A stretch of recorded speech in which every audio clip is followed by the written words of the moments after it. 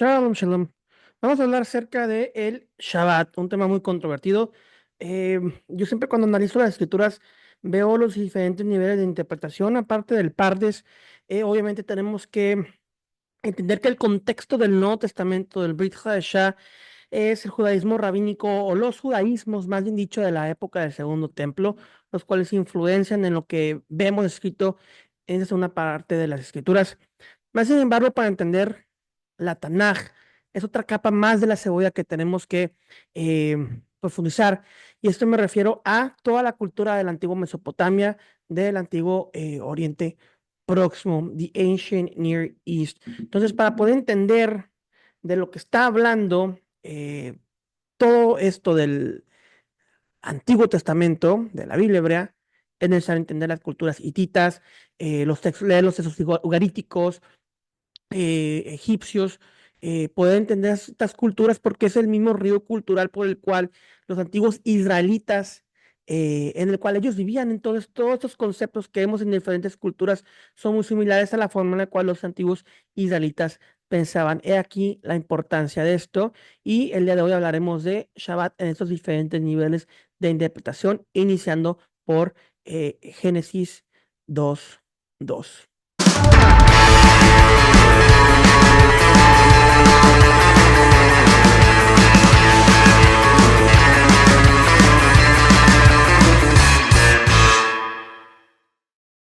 Reshit 2:2, Génesis 2:2. Y acabó Dios en el día séptimo la obra que hizo y reposó el día séptimo de toda la obra que él hizo. Entonces vemos ahí, aquí en Génesis capítulo 2, que Dios, Hashem, terminó el orden de la creación. En la antigüedad, la forma en la cual los antiguos israelitas y las culturas antiguas paganas, aunque el paganismo, pues depende a qué te refieras, pero bueno, es otro tema. Las culturas paralelas que vivían, interactuaban con los israelitas, la forma en la cual ellos identificaban el reposo de los dioses, no es un reposo en el que vemos al dios teniendo que irse a acostar a dormir porque está cansado del trabajo, sino que el contexto de Génesis 1 es Dios creando un orden, de acuerdo al académico John Walton, que es alguien que he estado leyendo bastante, quien, bueno, creo escribió este libro, Ancient Near Eastern Thought and the Old Testament, el pensamiento del Oriente Próximo Antiguo y el Antiguo Testamento. John Waldo también escribió el comentario a la Biblia histórica cultural con contexto histórico cultural.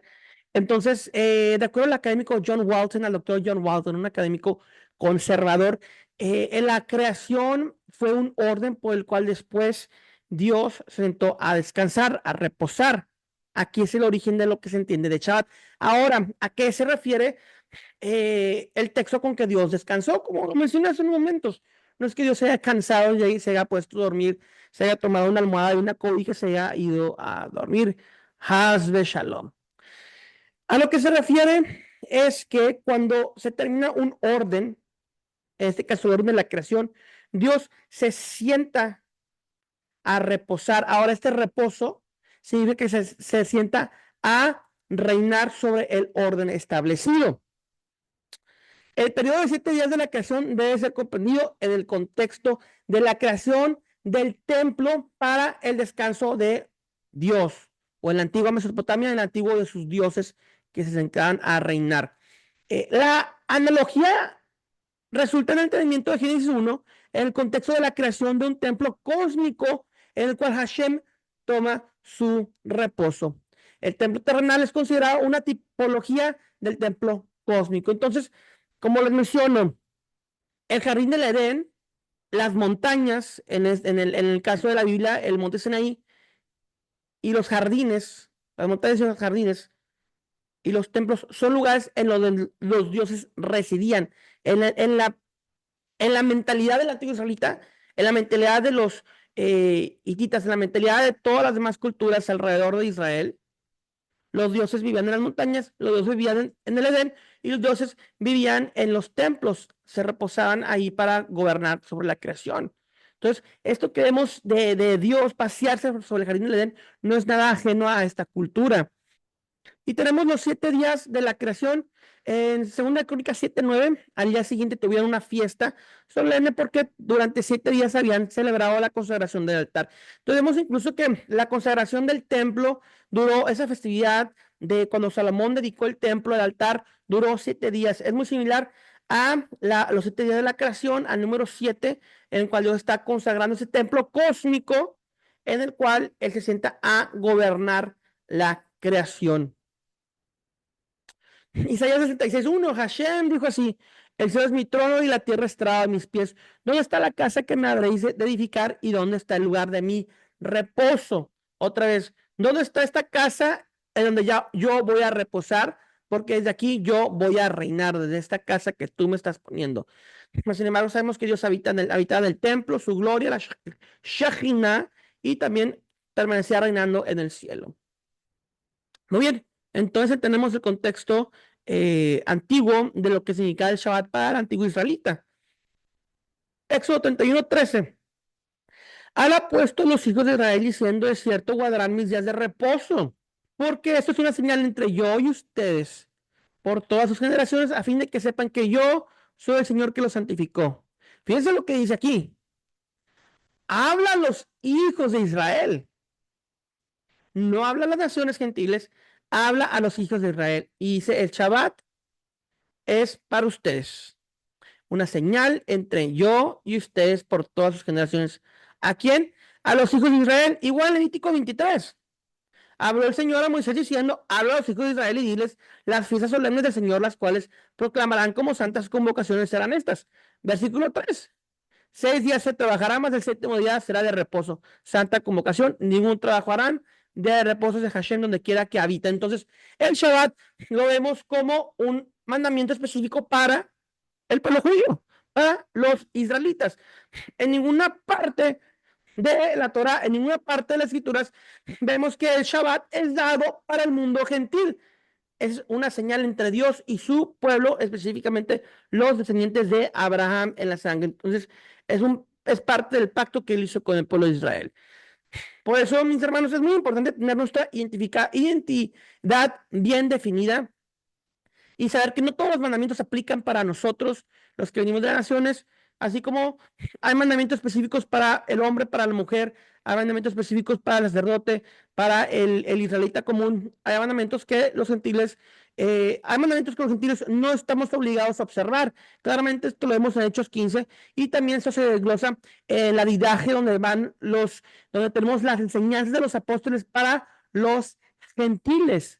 Es el nombre más largo de la didaje, un texto muy antiguo, el cual era un manual usado por los apóstoles y por las antiguas congregaciones Quijilot o la antigua iglesia judio-cristiana del primer siglo. Entonces, es muy necesario poder comprender nuestra identidad en el Señor. Pablo habla muy claro de esto en todas sus epístolas. Habla muy claro de esto. Gálatas es una de las primordiales. Pero aquí vamos a hablar es Colosenses 2:16-17. Que nada nos juzgue, por lo tanto, en comida o en bebida. Levíticos 11. Y Pablo le habla: nada nos puede obligar a guardar kashrut. Nada nos puede obligar a guardar una alimentación kosher. De igual forma, Hechos capítulo 10 no habla acerca de que ahora Dios permite a los judíos comer cualquier alimento. Es revelado a través de Hechos capítulo 10 y Hechos capítulo 11, que habla de la inclusión de los gentiles y la purificación de los gentiles al pacto, a las promesas, a la coherencia, a coheredad de Dios. Eso es lo que se refiere. No a que los judíos ahora pueden comer cualquier cosa. Entonces, no podemos caer en los dos extremos y tenemos que estar en el centro y comprender las escrituras de un punto central en el cual podemos ver ambos lados y poder crear una coherencia de lo que vemos de Génesis y Apocalipsis. Entonces Pablo dice: todo lo cual es sombra de lo que ha de venir, pero el cuerpo es Cristo. Dice Pablo: por tanto, nadie los juzga en comida o en bebida o en cuanto a días de fiesta. Levítico 23, las Moedim, luna nueva, Rosh Hodesh o días de reposo. Todo lo cual es sombra de lo que ha de venir, pero el cuerpo es el Mashiach. Nadie los puede juzgar como gentiles porque no observan el Shabbat. Como vemos en Éxodo El Shabbat no es una obligación para el gentil, más sí es un mandamiento para el judío. Ahora, ¿cómo lo observan? Bueno, eso ya entran tradiciones las cuales el judaísmo ortodoxo quiere implementar. Más sabemos que la escritura pues nos da ciertos parámetros. Y el Shabbat en el judaísmo no se descansa, al contrario, estás estudiando la escritura, estás conviviendo en familia, estás en otras funciones relacionadas al servicio y a la dedicación de Dios. Pero Yeshua es el Señor del Shabbat. ¿Qué era todo esto? Marcos 2, 23 al 28. Aconteció que al pasar por los sembrados, un día de reposo, sus discípulos, andando, comenzaron a arrancar espigas. Entonces los fariseos, los perushim, le dijeron, mira, ¿por qué hacen en el día de reposo lo que no es lícito? Pero el Yeshua les dijo, nunca leíste lo que hizo David cuando tuvo necesidad y sintió hambre. Y lo que con él estaban, como entró en la casa de Dios, siendo Abiatar sumo sacerdote, y comió los panes de la proposición, de los cuales no es lícito comer sino a los sacerdotes, y a un día los que con él estaban. También les dijo, el día de reposo fue hecho por causa del hombre, y no el hombre por causa del día de reposo. Por tanto, el Hijo del Hombre, el Señor, es Señor aún del día de reposo. Ninguna de las palabras que está hablando aquí Yeshua son novedad para el judaísmo de la época. No podemos tomar una postura, una vez más, no podemos ir ni a un extremo muy cristiano, ni a un extremo muy judaizante. Por eso me encanta el concepto del judaísmo mesiánico, el cual es liderado por judíos auténticos, nacidos judíos, creyentes en Jesús, porque traen un balance escritural muy, muy, muy acertado a lo que vemos como la teología y la forma en la cual pensaba Yeshua y los judíos creyentes en Yeshua en la época del primer siglo. A lo cual voy. Shammai y Hillel eran los más grandes eruditos de aquella época. Entonces, lo que entendemos de los argumentos y los debates del Nuevo Testamento son debates dentro de la familia del judaísmo. Claramente vemos por los argumentos que Yeshua está debatiendo a judíos, a perushim, a fariseos de la casa de Shammai, el cual era una casa con enseñanza muy estricta y tenía la legislatura de las órdenes alágicas, las leyes rabínicas en aquella época. Entonces, ellos eran los que venían a debatir con Yeshua.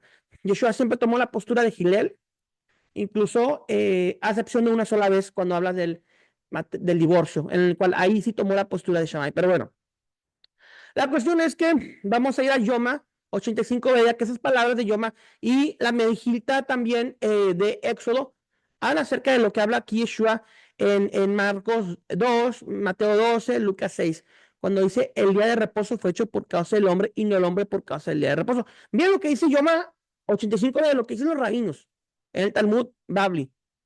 Rabbi Yosef, hijo de Rabbi de Judá, dice que está escrito, pero guarden mis Shabbatot, Éxodo 31:3. Rabbi Jonathan Ben Yosef dice que está escrito porque es sagrado para ustedes, el Shabbat, Éxodo 31:14. Y aquí Rabbi Jonathan Ben Yosef dice, eso implica que el Shabbat está en tus manos y tú no en las manos del Shabbat.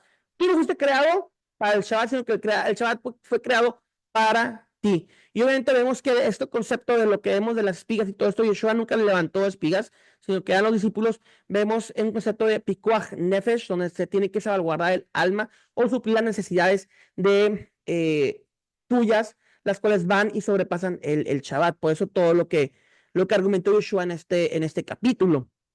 Entonces, vemos que es Yeshua la manifestación plena de la gloria de Dios, quien es incluso superior que el Shabbat. Dice, yo soy el Señor del Shabbat.